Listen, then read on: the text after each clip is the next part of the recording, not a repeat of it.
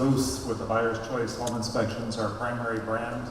We're over at number 255 in the far end of the hall, and I would love to speak to as many of you as possible today and tomorrow individually to hear your stories and just what your aspirations are, your entrepreneurial aspirations, and what you're anticipating and doing and launching. With global franchise opportunities, we specialize and have had a reasonable amount of success, I guess, by most measure, in small work from home, low overhead type businesses. Our primary brand is called the Buyer's Choice Home Inspections, which we have a joint venture partnership with MACJ here in India as a master franchise. We like master franchising. I know there's not many franchisors out there today in the world that do master franchising. We love it. We have two other brands, Eye Care, Home Care, and iHandyman Services, which are all complementary, and they have master franchises now gone internationally, which are still available for India. So entrepreneurship, well, nothing ventured, nothing gained. And like sports, you're going to experience more negatives than positives in any given day. And it's that positive attitude that is going to bring you forward and ultimately that discipline to a successful business. And there's really nothing as a quick success in business. Even the disruptors of the world, the Ubers and such companies, even the Amazons, there's no such thing as an overnight success. There's a very famous country and western singer in the United States. They said to him one time, the news media came up to him when he first sold his first gold record, and they said, "Wow, you're an overnight sensation, you're an overnight success." And he said, "Yeah, it only took 10,000 nights." So it's very nice to be here. We're honored. We love entrepreneurship. We love that enthusiasm and the passion that entrepreneurs bring to the table. Why look at a franchise? Well, as we heard here in the last session, 90-odd% of independent startups will not survive. It creates some hardship, creates some learning experiences for those involved. With franchising 5 years out, and these are United States statistics, you're going to see 90-odd% of the franchises still open for business, and that's very important. With franchises, large or small, you look for that framework. You're in business on your own, it's your business, you own it, but you look for that framework for some guidance. Someone like myself, we've been fortunate to have a lot of smart people come to our company. Even though I get to steer the ship, we have a lot of great folks.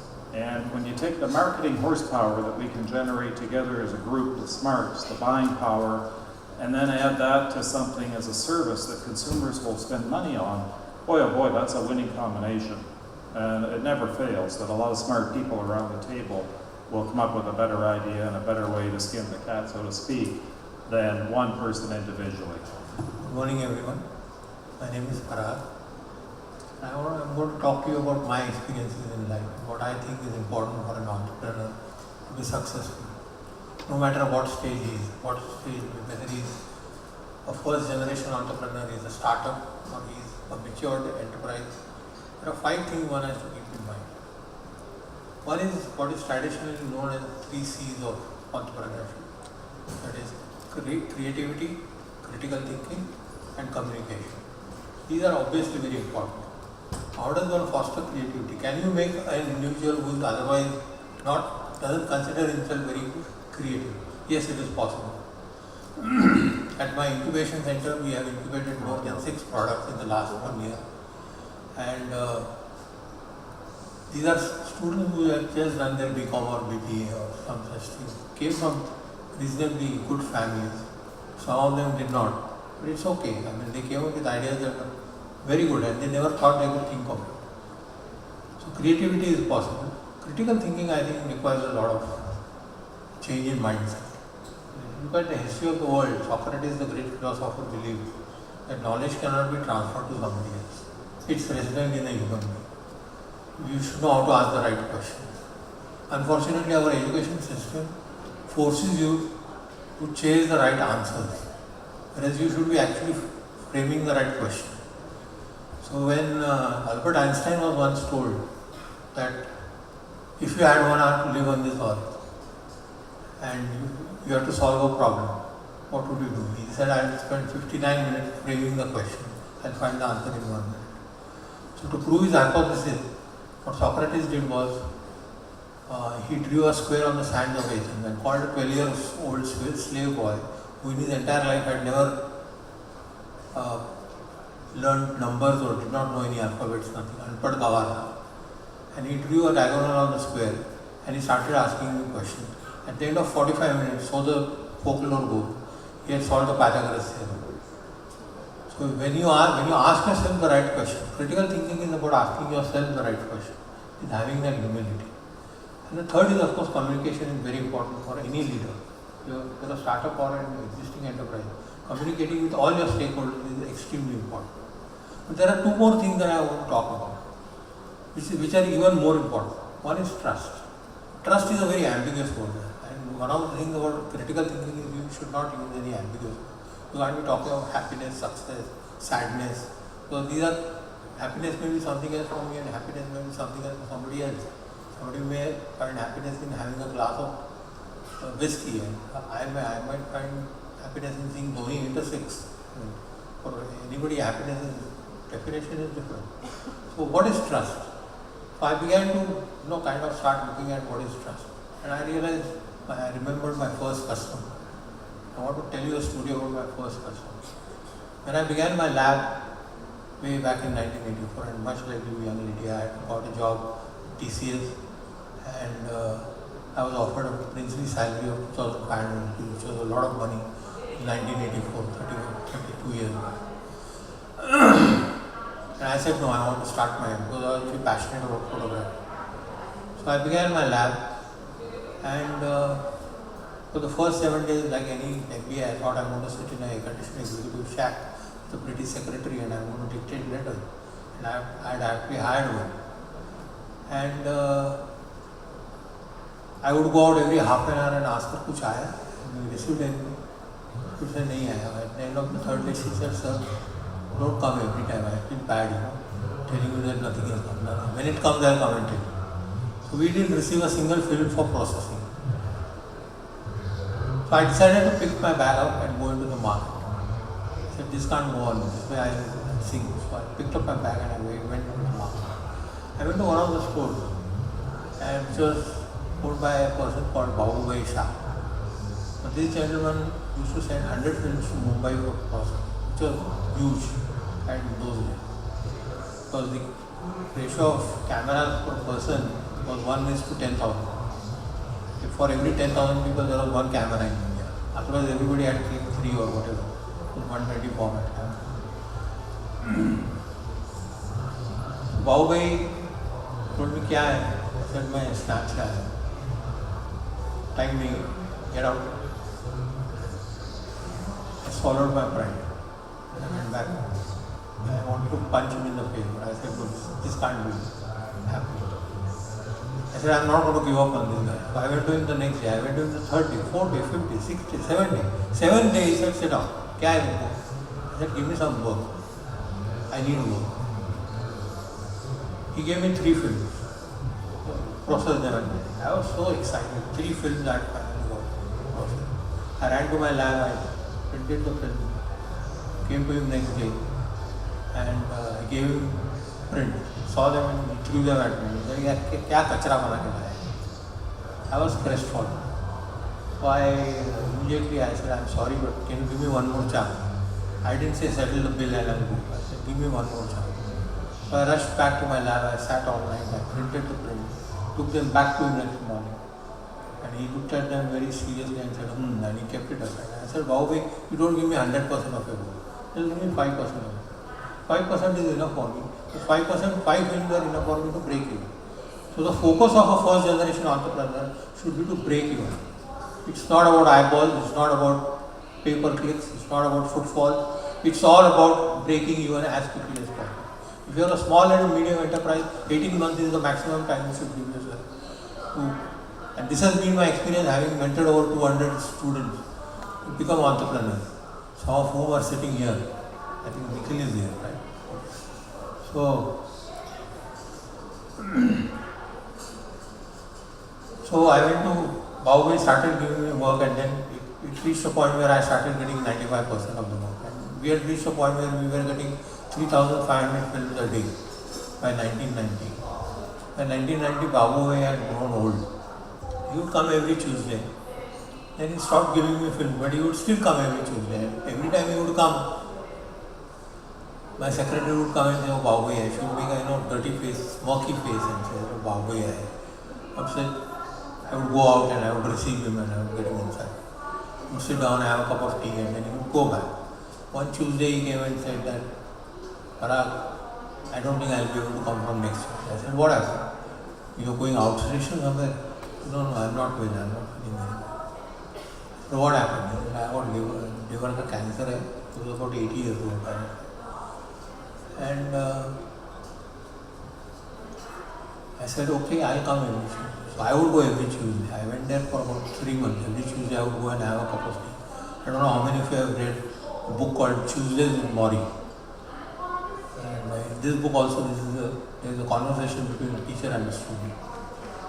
So one Tuesday I went and he said, "Can I put my head on your lap?" I said, "What happened?"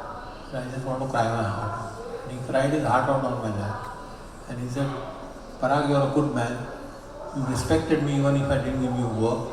You do well in your life. I bless you." I took his blessings and I went, and Thursday he was dead. I went for his funeral. I was crestfallen, came back on Monday back to office. And in walked his son. He said, "My father has left this gold bar for you in his will, in his dying will."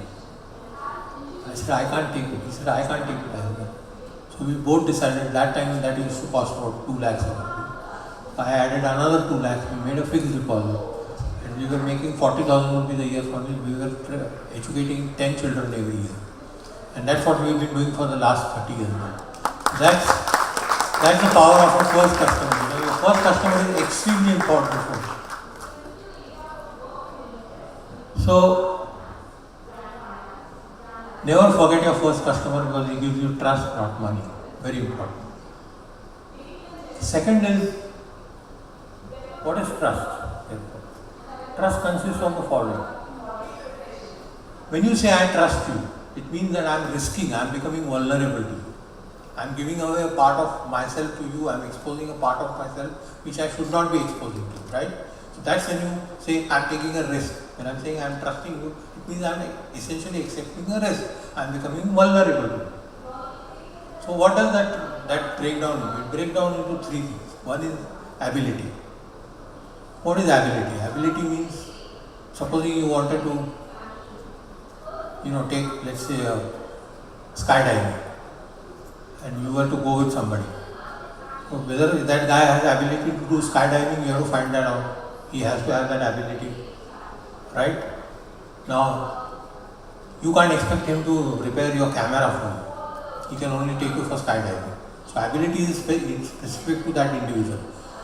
So that's the first part of trust. Second part of trust is, do you care? Do you care enough? Whether you are pitching to an investor, or you are pitching to your parents, or you are pitching to your friends, or you are pitching to your customers, or you are pitching to your suppliers, your employees, anybody, all the stakeholders that are. You got to tell them that I care. It's very important. Perception is very important. And more important than perception is integrity. So the third part of trust is whether you have integrity or not. Whether you keep up your time, whether you pay up in time, then find out your history. One of the things one of my investor friends always does is, he say, "I want to go in your car to my home. If you don't mind, can you send your driver to pick me up?"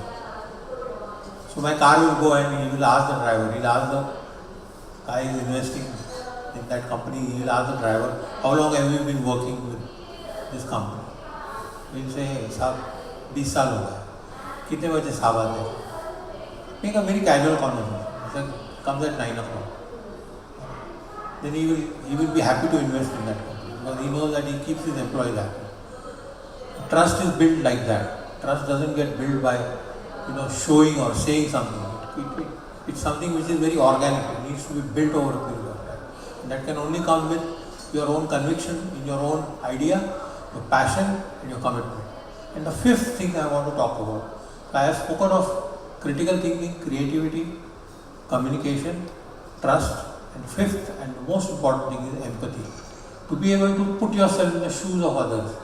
When you're talking to your customer, you want to be able to sit in his shoes and understand what is it that he wants. I'll give you an example. Yesterday evening, I checked into one of the 5-star hotels here. I didn't know that hotel, I had never been to that hotel, but because it was close to this place, I checked into that hotel. As soon as I checked in, the cashier did not even look at me. He was looking down and he was not looking up at me. After 5 minutes of waiting, I said, excuse me, can you look at me? And he did not smile at me. He said, yes sir, what can I do for you? I said, I have a booking. I have come to take my card. He said, yes sir, I'll do it for you. Then he took his own sweet time to scan my license and my whatever my identification was. And he tells me that, okay, here is your key and we'll send you your luggage. I went to the room was filthy. It was not filthy, but it was not very clean. I said, I am not happy with this. They said, we'll change your room, we'll upgrade you. I went to the upgraded room, the shower wasn't working, there was no internet, the TV wasn't working. So I had to call up every time. So I became their bad guy. Now, my point is that if somebody there were to understand what is it that the customer requires, how does he walk in, what is his experience like, you got to become the customer yourself to know what is the process like. And that is the way to know, that is the way to really build your brand. I think that's very important for any entrepreneur. The peach of creativity, the peach of critical thinking, the peach of trust, the peach of everything, overarching all this is empathy, being able to put yourself in the shoes of others and telling yourself that this is what I ought to do. Right? Thank you very much.